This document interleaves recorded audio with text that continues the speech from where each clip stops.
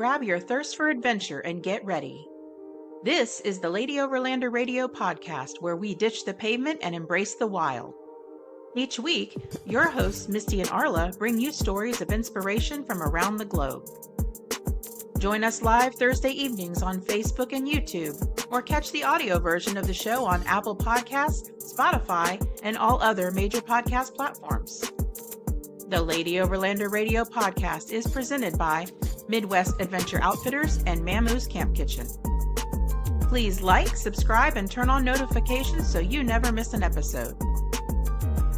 Welcome to the show. Hey, Arla. Hey, girl. Hey. Hey, girl. Hey. What's happening? How you doing? I'm doing.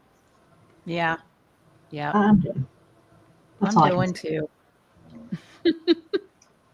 Yeah, you had some medical stuff last week, and you feeling better now, or? I'm a little slow. Look at the little fella. Hey, little fella. That's my little guy. Hey. You're live on the show. You're on the show. You're sleeping. Oh, don't fall. And he's dead. Make sure he's okay. Well, you know, at least we caught it on camera. All right. He's getting some ice.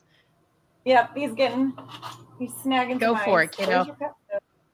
He's like, it's hot. I need ice. Don't use it now. Okay, thanks.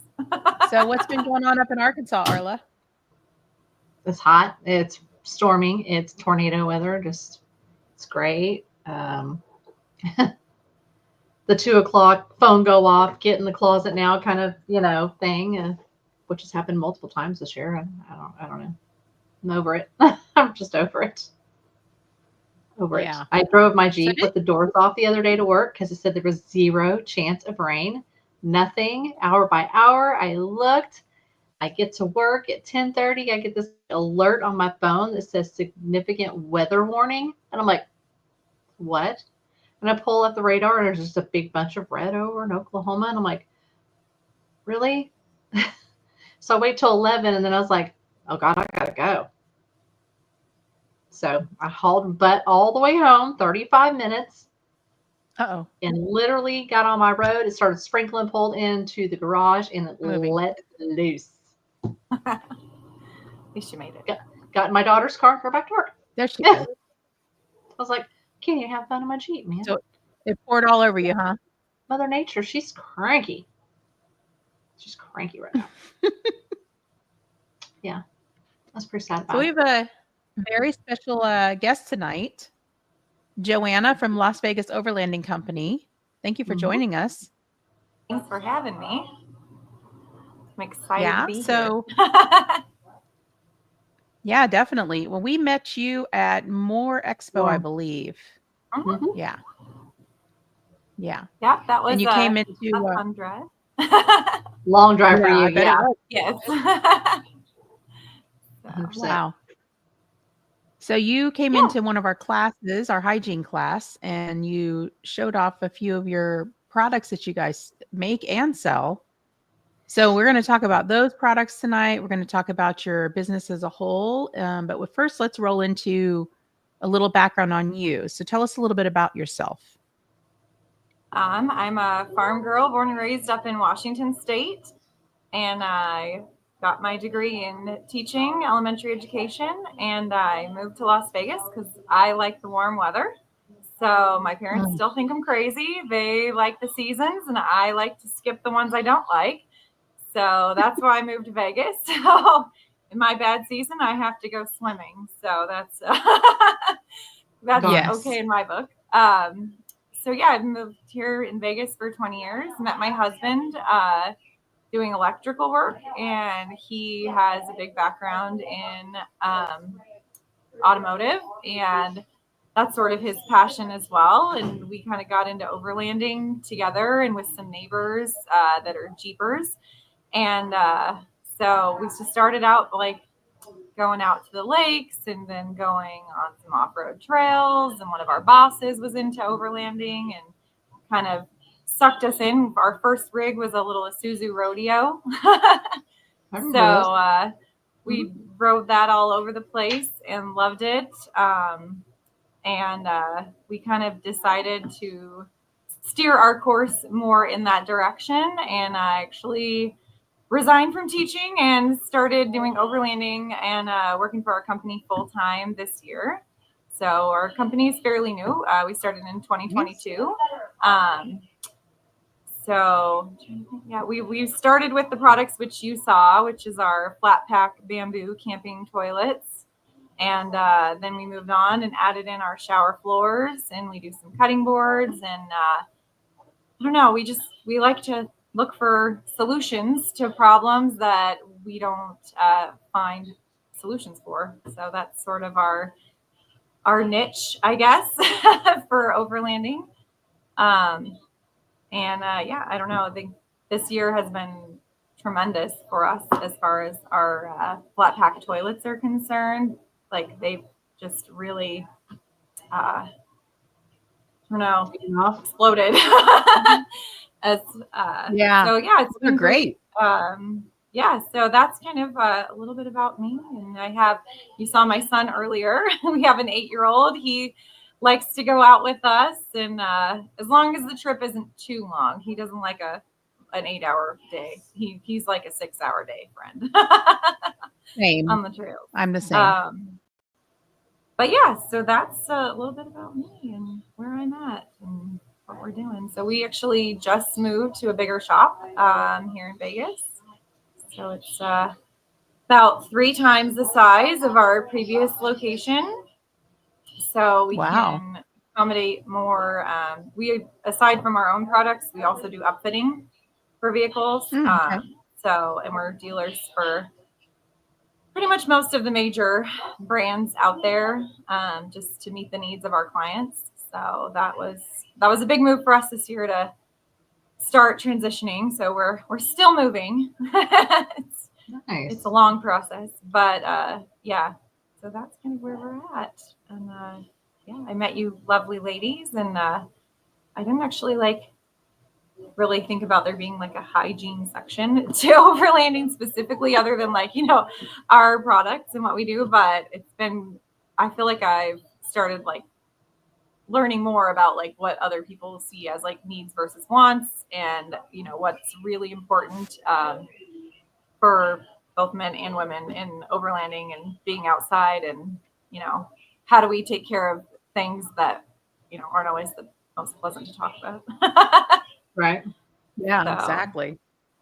No, I think that's great. And yeah, we get the most questions we get are around safety and hygiene when it comes to overlanding.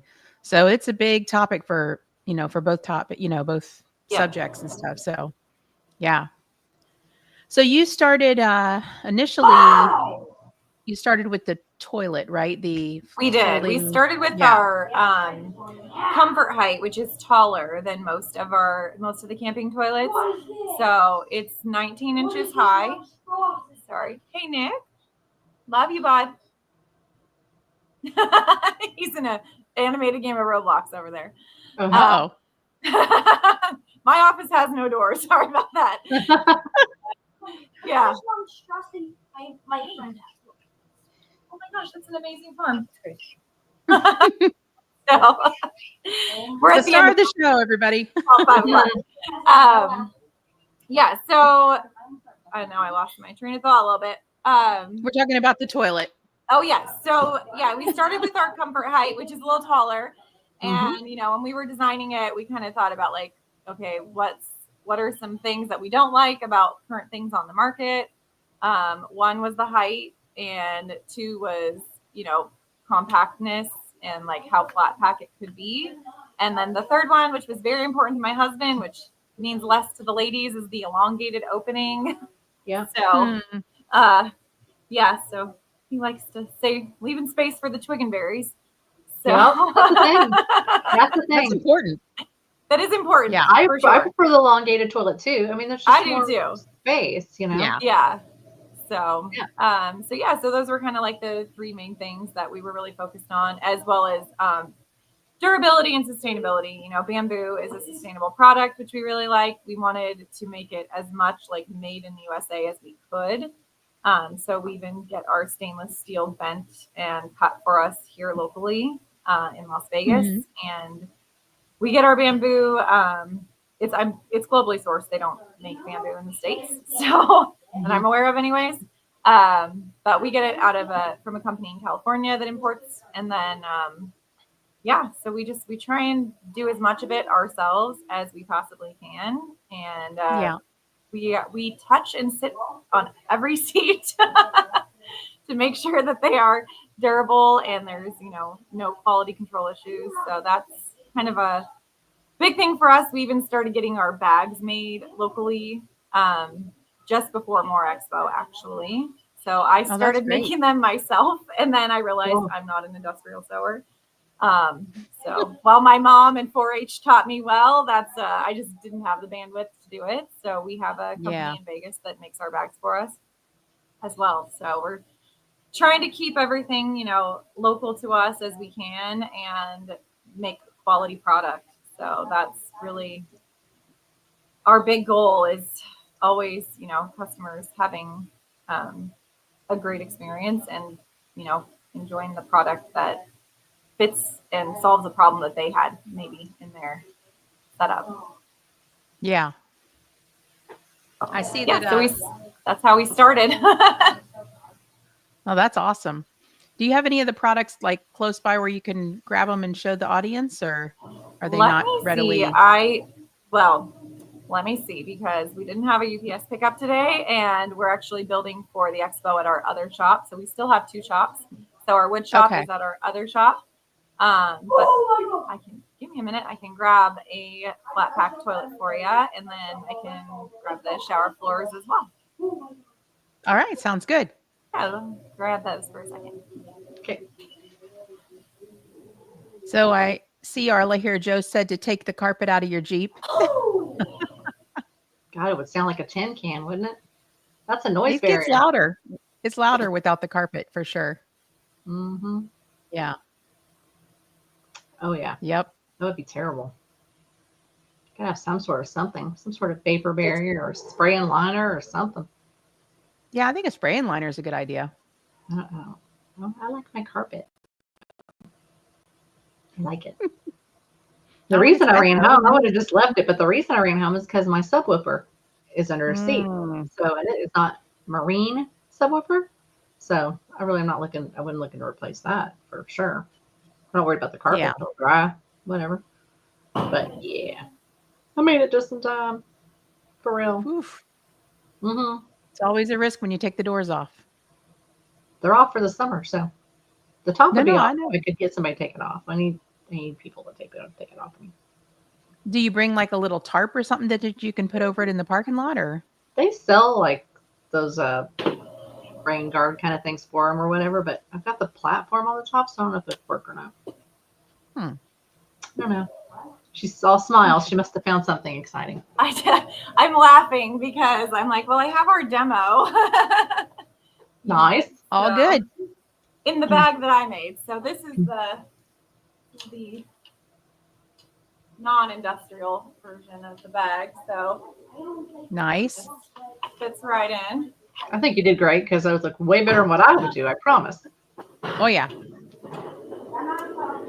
And I think this was our very first demo unit that we had for our, we call it the river. So it goes on the ammo can for those river rafters. So it has a bracket that latches in and sits on the 20mm ammo can. Nice. So that's a new product that we had just the demo for at More, but we started selling those at Overland Expo West.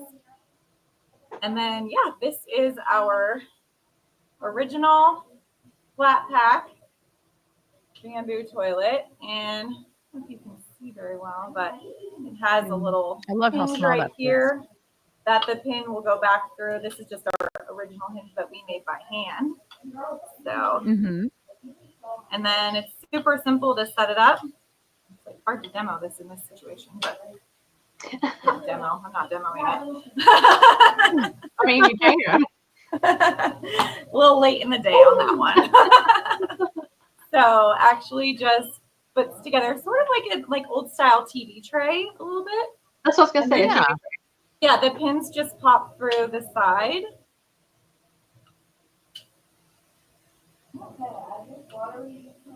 Line it up. Yeah, and then it latches and it's nice and tall.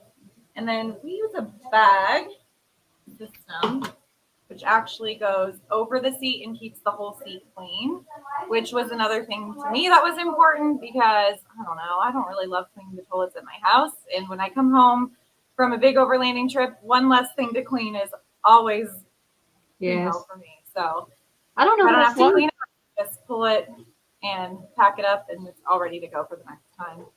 So Yeah. I like the idea though of it going over the seat because it's more hygienic to me, it seems, Yes. like especially if you're using the toilet with multiple people, it just kind of all your germs and everything go right in that bag and and you tie it up go and away. pack it out. We pack out because we live where you can't bury, but we do sell them with compostable bags. They're made by Green Elephant and they're European rated compostable. So they start composting in 180 days.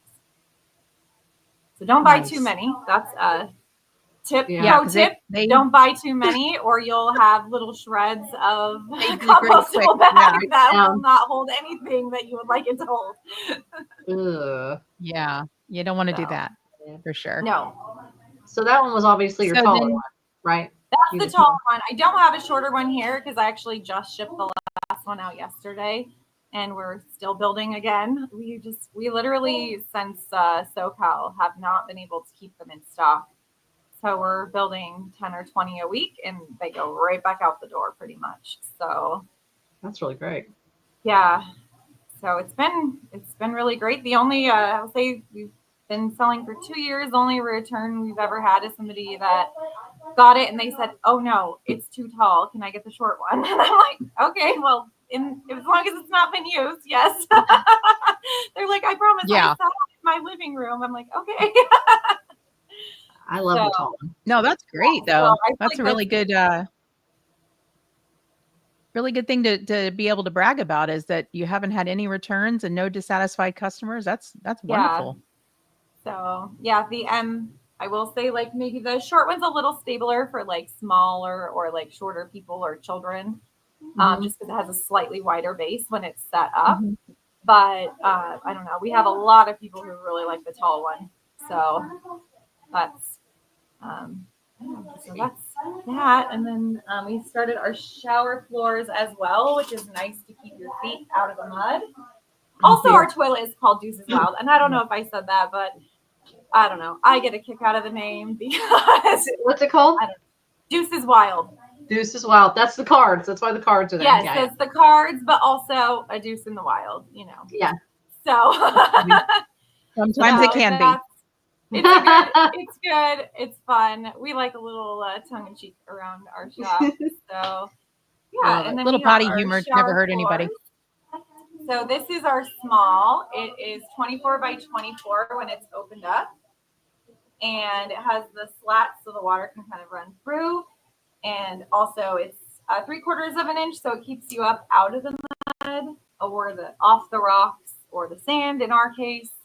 The smaller ones, we find like a lot of people with vans really like them. They actually just use them as like a mat before they get into their van. And then they also use them for showering. And then the big ones, a lot of people with the showers on your vehicle. Shower annexes, Yeah, those. They like them because they also have, small ones have them too, but they have an anchor point through the corner. So you can just pull your anchor around in case the ground is not ideal for anchoring, which is what we found here in like, okay, am I going to anchor into the sand? Yeah. Or the rock. It's one or the other around our neck of the woods for overlanding. So. For sure. So the bags that you guys have that the toilets go into, don't they have little straps for like a backpack? Yeah. So this one has, so the strap actually loops around from the back. Okay. And then it just folds over, and then you can like either if you want to like hand carry it, you can tighten it, or you can loosen it so that you can wear it over your shoulder. Okay, that's convenient. It's adjustable. Just You like can And take then your we use potty a with you 2-inch wherever you strap go. and a 2-inch clip just because I think, even though the toilet only weighs like 8.5 pounds with the toilet paper holder. Oh, didn't show you the toilet paper holder. Yeah, it has But toilet yeah, paper you little holder as accessories well. we need to talk about too. I like the little toilet paper holder. It's cute. Yeah, and also it's kind of fun. It says driver side, passenger side, so you know which side of the toilet to put it on. And I don't know. I don't know. We really enjoy making them, and I think like it's fun to be proud of your product as well as like I believe in it, and it's also I don't know. It's funny to be at a trade show and say like, well, you want to talk shit? Yeah, Because that's always. that's like, you know, we hear a lot of stories. It's funny, like some people are very shy and others are very much like willing to share their worst experience they've ever had. And so we hope to never be anyone's worst experience. That's always our goal. We want to be the best experience. Well, I can tell you there's been times that I've had to pull over on the side of the road for emergency situations with 3 little kids. So, and we had a foldable toilet kind of like that before, and it was a lifesaver. So that's, even if you don't go out and camp a lot or overland, that's a Right. good thing just to have in your car for emergencies, I think. Yeah. And I Because it will beats say like what squatting. we found like during COVID, we wanted to travel, but every rest area was closed and we had a 3-year-old. And we're like, what are we supposed to do? Here I am like trying to hold his hands and like help him out. And yeah. So we're like, we just have to do it. So I don't know. Yeah, If you have a good idea, just do it. That's what I would say. Like, just try it. Hold Give on it to a the go. bumper for dear life. Yeah. definitely. Or a We got a question over here. a rock slider like a Misty Uh-huh. here. Mm-hmm. Yeah. You talking about that one? Yeah. Yes. So What is your favorite share with area us you've camped? Yeah. Favorite area you camped and what made it your favorite spot? Yeah. For anyone? For you. That's For you. me. For you. Oh, well, Yeah. one of the These questions are for you. favorite places I've ever camped is outside of Wallace, Idaho. And there was like an old like mining trail up, and we were in the area and we like threw it out on an overlanding group, and somebody shot us a pin. And so we just drove up and they're like, keep going. It's going to feel like you're going to be nowhere. And it really was dispersed camping. So we went up, we drove up, and there was like old mining camps, and there was these really amazing meadows that were like just beautiful. And then there was little caves, like where the little rail cars were going up into the mountain that you could take. We didn't go in, safe, small child, but took some pictures, and there was a creek. It was just beautiful. It wasn't very buggy either, which was surprising. So Awesome. that would probably be my favorite place I've ever camped. And we can already see why it was your favorite spot. Yeah. Heck yeah. Cool. I love child unique peed off a spots. bridge, so I thought that was hilarious. He thought it was like the most amazing thing to pee off of a little bridge into the creek. So Hey, we talk a lot of potty around here. yeah, you know, it's part of the gig. Take the potty.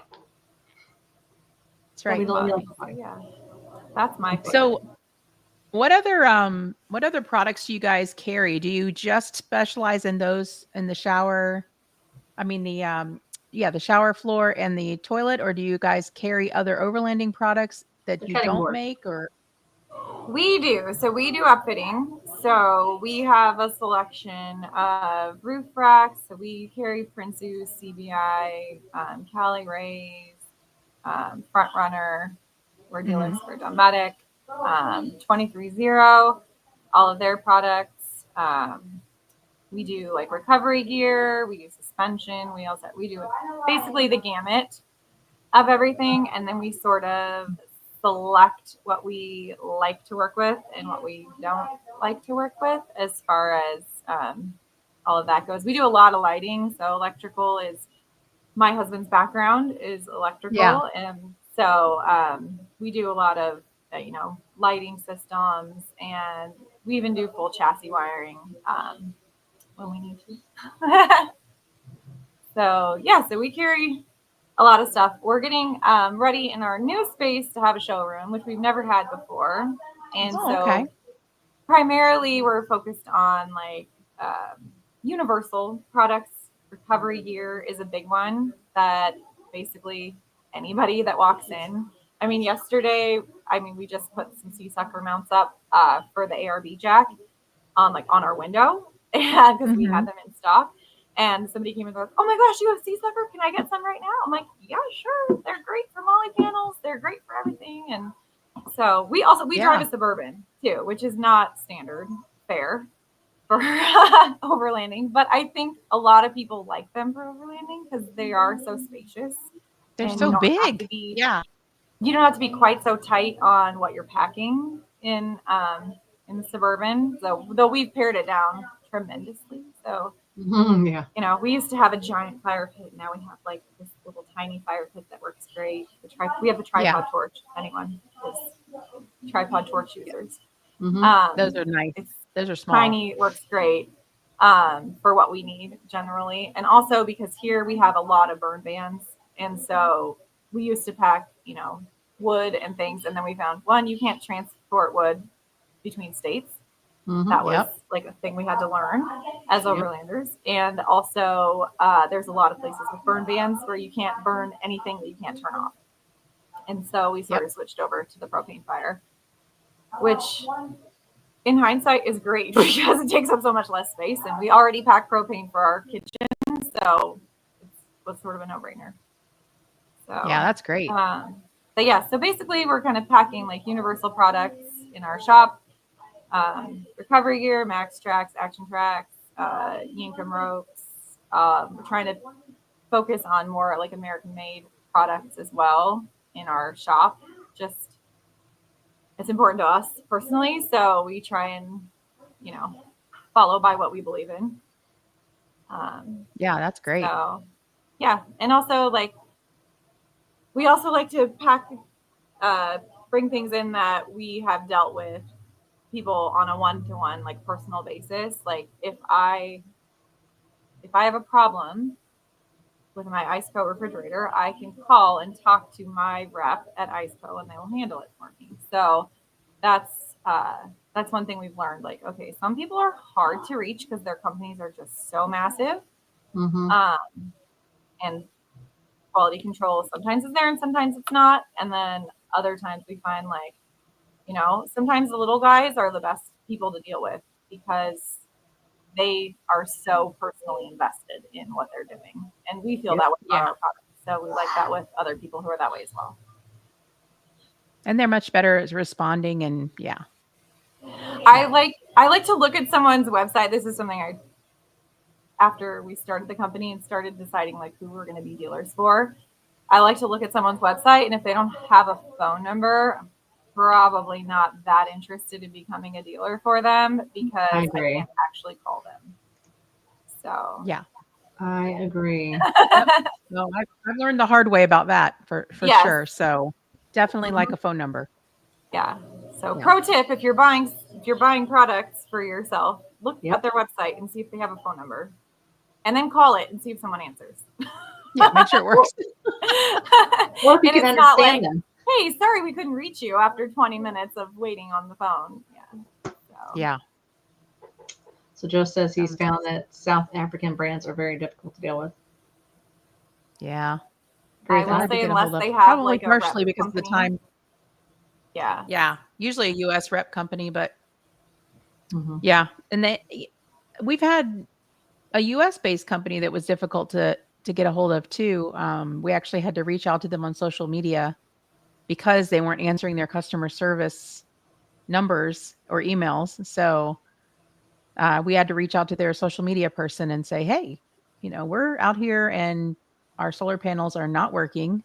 Right. We need to send them in and get them replaced or repaired or whatever. And we're not able to get a hold of anybody and we kind of need them.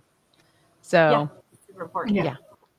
Power is one of those must-haves. Yeah.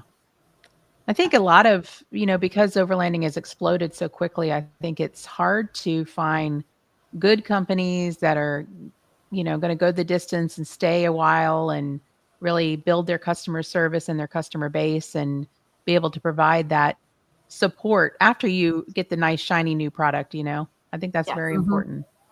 When the So- shine has worn off a little, who's going to be there? Absolutely. Take care of Yeah. it. But it doesn't mean you just walk away and that's the end of that. Exactly. Yeah, and we're hard on our stuff.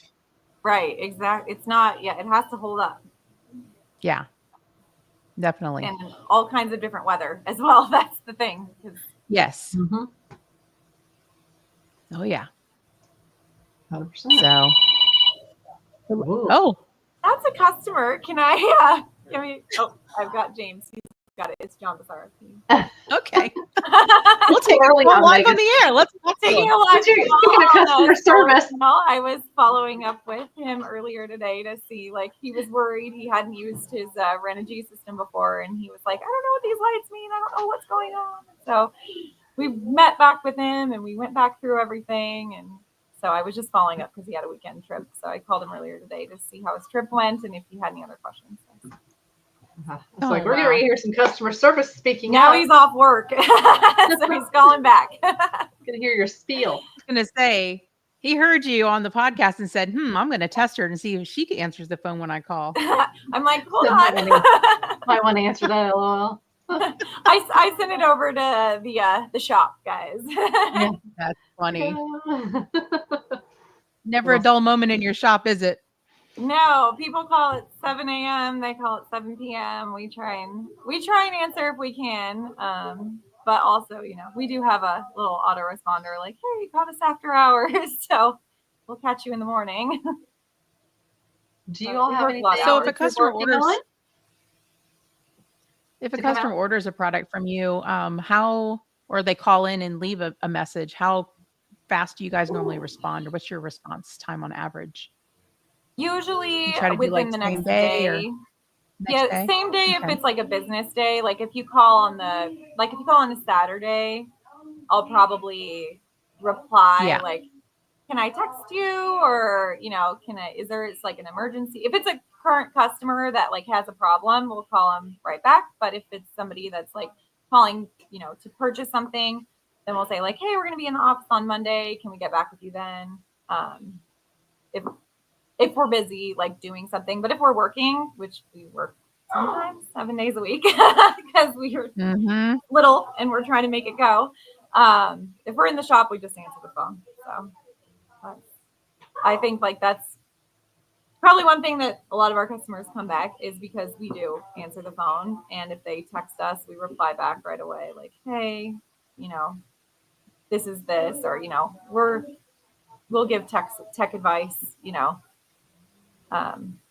real time with people like, hey, I'm stuck here. I forgot how to use my air compressor. What can I do? And oh, it's just this, oh, thanks. I didn't have to use it for a while and then I forgot. Now my wife's mad or so. You don't want your wife to be mad ever. We're pretty fast turnaround generally. I will say for toilets, or something, if we're out of stock and we're waiting for a part, right now we're waiting for hinges, I will personally call and say, hey, this is where we're at. This is our expected ETA. Is that cool with you? If it's not cool with you, happy to refund you, or, just, I want to make sure I'm not holding up someone's camping trip. Yeah.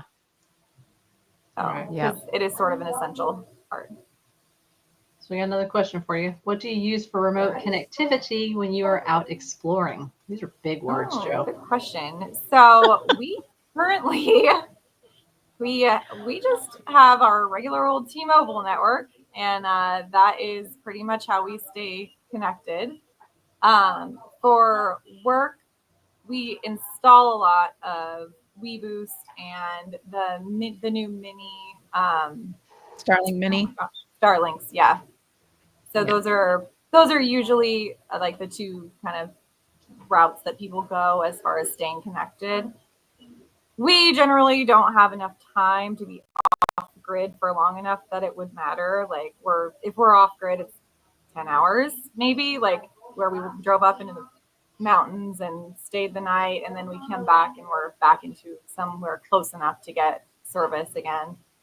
Yeah. I wish we had more time, honestly. Like it's a life goal of ours to start gaining some work-life balance back.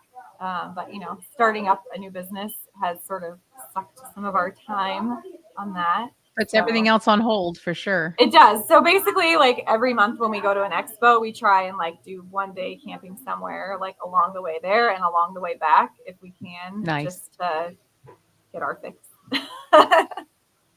That's good, because I know, we've talked to many shop owners, and that's the biggest thing that they say is, and people that run expos too. They're like, I love overlanding, so I opened a shop where I started an expo, and now I never get to go overlanding because I'm so busy with being a business owner that I never get to get out there now. Yeah. And I think like we sort of now we can see like the ebbs and flows of, starting in February, people start to gear up again. And then like our kind of slow time is going to be November, December, January. So we need to plan more, which is good for us because we live in the desert. So those are, I know you got a perfect spot. Yeah. For us. Yeah. You can go to Death Valley in November. It's beautiful.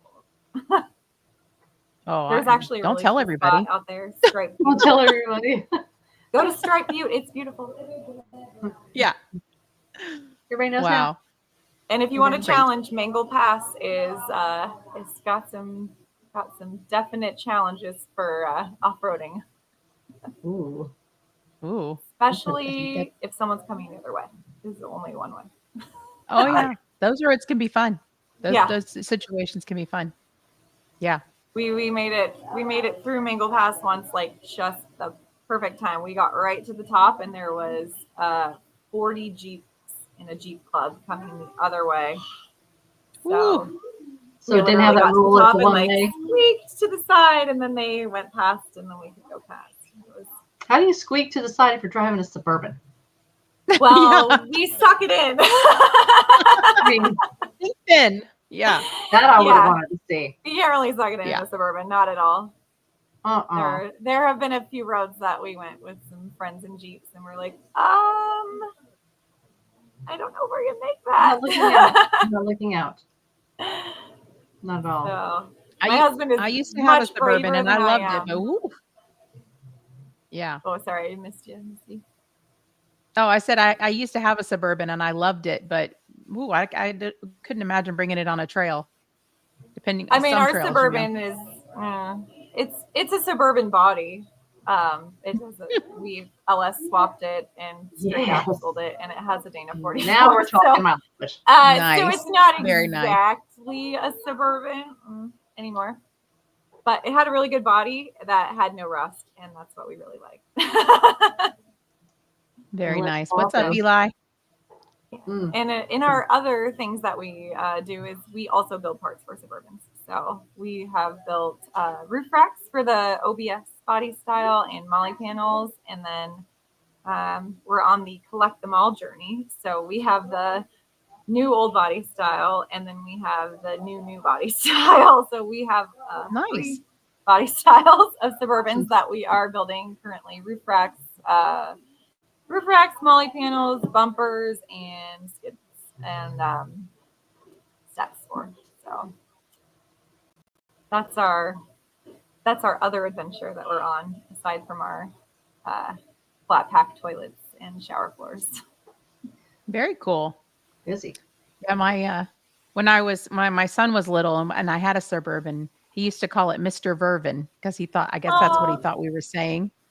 So for years, that's what every time somebody says Suburban, that's what I think of. I just thought that was so cute. Mr. Marvin. That's funny. That is cute.